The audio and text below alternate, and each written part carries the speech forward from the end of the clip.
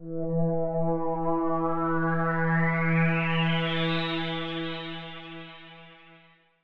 you had something very, I don't know, annoying on your chest that you wanted to get off, whatever. Like a spider monkey. Another allegiance to talk to us about?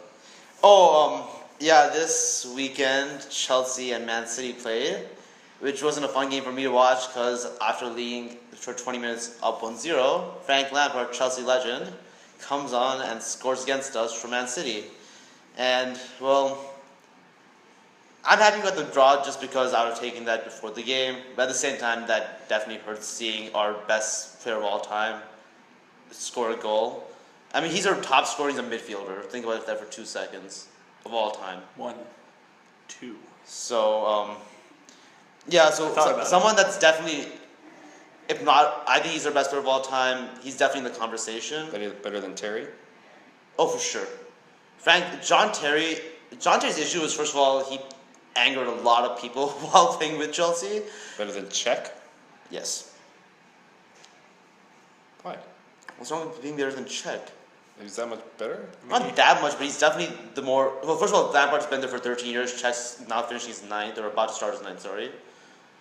Okay. Terry was the only other player that played that same for the same time frame.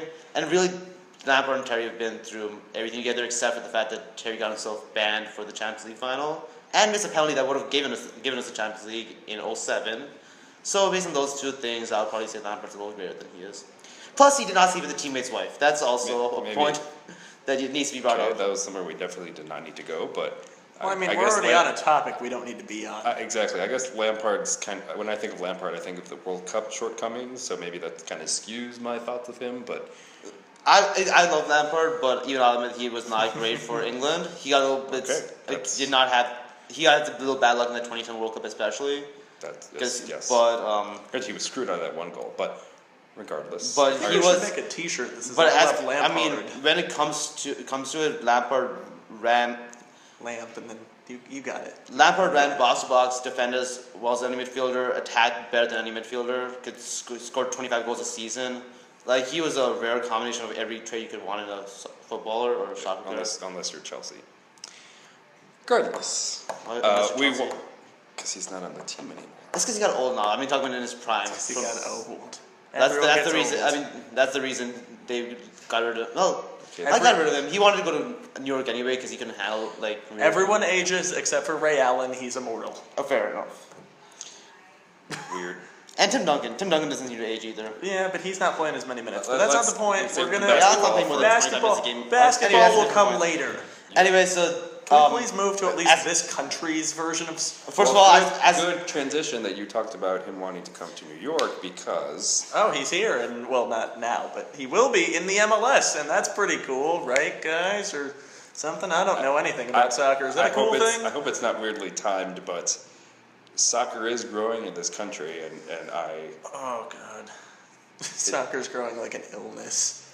Anyway, moving forward, is it a good thing that all of these great European players are treating the MLS like a retirement league? Well, I would like to jump in because as a non-soccer fan overall, I think honestly it's kind of cool that there's a bunch of older players who I can respect, like David Beckham comes here and Lampard comes here and so on and so forth, Thierry Henry, all these people, right? But as you said, it's a retirement league, and it sort of to me is kind of like, I don't know, it's not fun to watch David Beckham be so much better than everyone else in the league, even though he's, significantly older.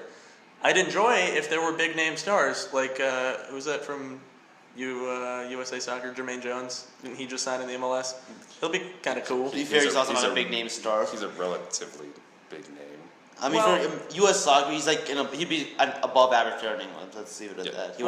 He's also like the biggest star other than Clint Dempsey.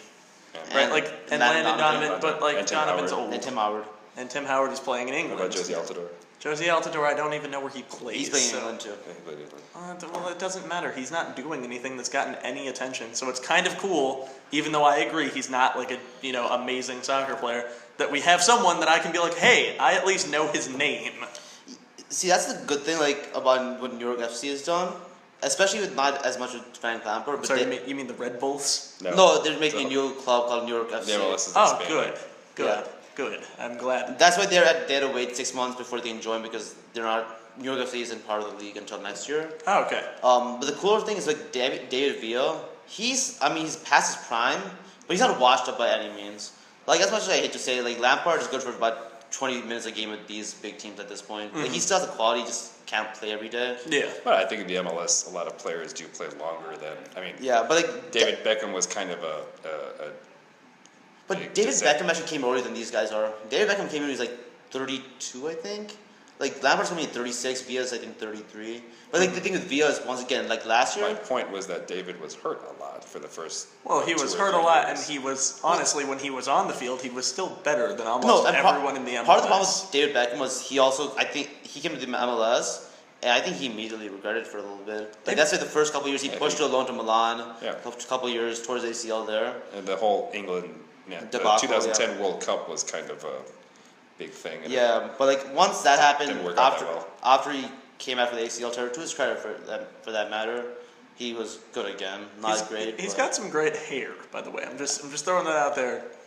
He's got some good hair. I'll give him that. But Because I can't give him anything on soccer because I know nothing I was gonna about say that's soccer. like prime soccer analysis from Nick. You're welcome. He's got good hair. Yeah, but it'll be interesting to see David Villa because he was a starter on Atletico Madrid last year, and Madrid won La Liga over Barcelona and Real Madrid. Not an easy feat by any means. No. And almost beat Real Madrid in the Champions League final. Well, Like that's as good a performance as you could have expected from that team. well. But- Speaking of big names, probably one of the more, probably the most well-known American soccer player ever, and probably one of the biggest storylines from the U.S. soccer team for this year, announced that it is his final season in MLS, which is quite shocking because he's been playing for so long. Obviously, Landon Donovan. I have a quick question about that. Yes. You think that when he goes from from city to city playing in the MLS this final season, that they're going to give him gifts like they gave to Jeter? They should. They've already started a little bit. I mean, like, is he going to show up in I don't know, like Maryland and get a bucket of crabs? They should be giving Landon Because- Donovan a lot of Money, something. power.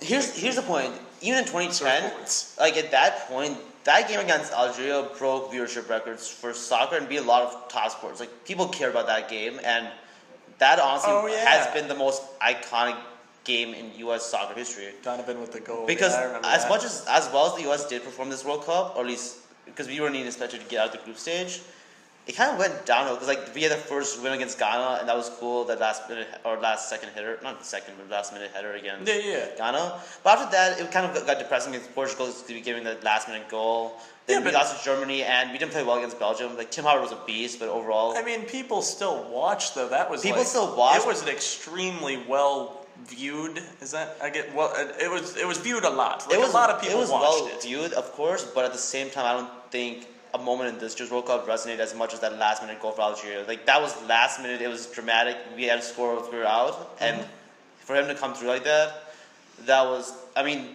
Landon Donovan's done it all. He was the reason, or a huge reason, why we made the quarterfinals in 2002.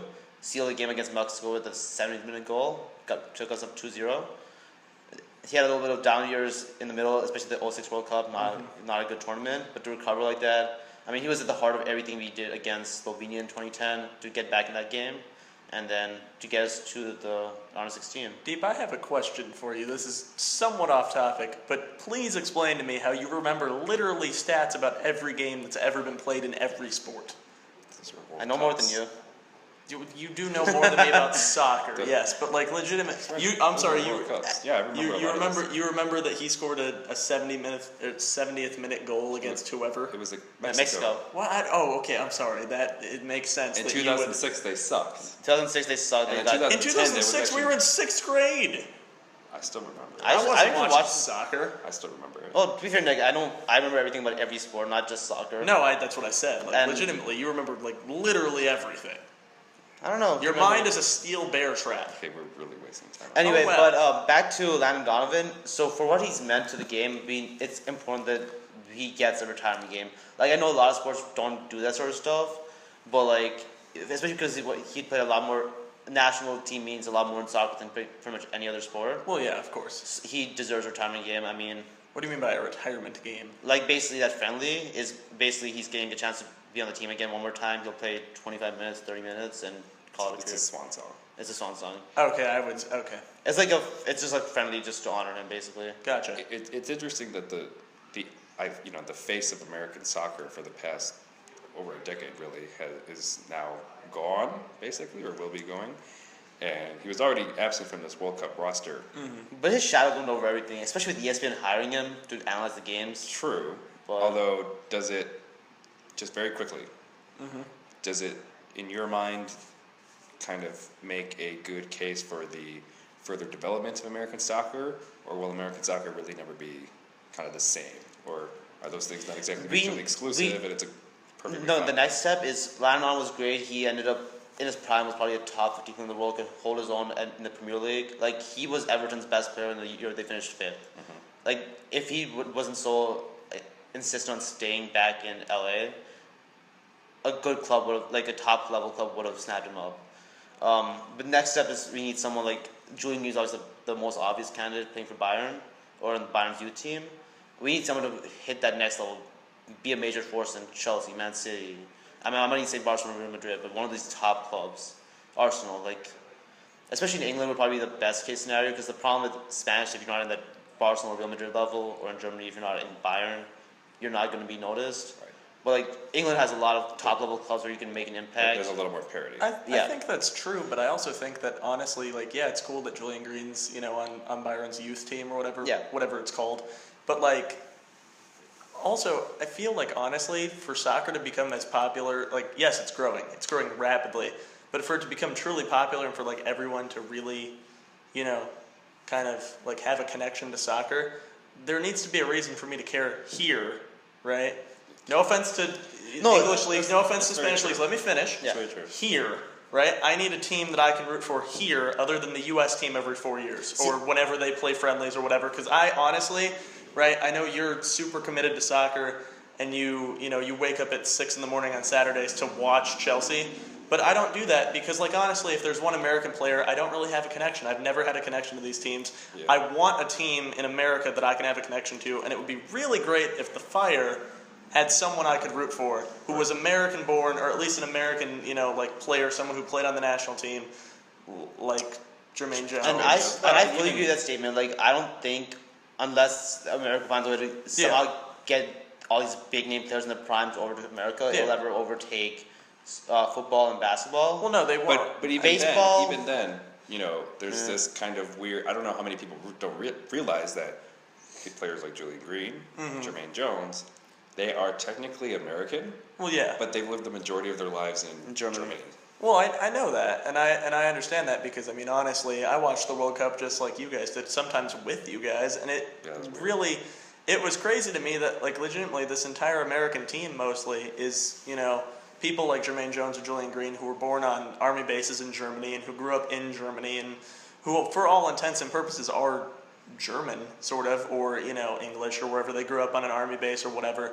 They have this story where, like, obviously they didn't grow up here, because if they had grown up here, other than, like, Clint Dempsey and Landon was born Landon here, was here, obviously. Tim So, Howard like, was. but, like, for the most part, like, you don't hear a lot of soccer success stories coming straight out of the U.S. No, Like, our entire national team I is... think Dempsey is pretty much the closest thing too, because he returned to the Sounders. Yeah. Which they are insane about their soccer in Seattle and in the West. Well, of course, in the Northwest in general. they're insane about everything in Seattle. That is true. The problem with Clint is he was one of those players I was talking about. He used to make an impact in Europe. He had his chance, but he just wasn't. I hate to say it, he wasn't good enough for Tottenham.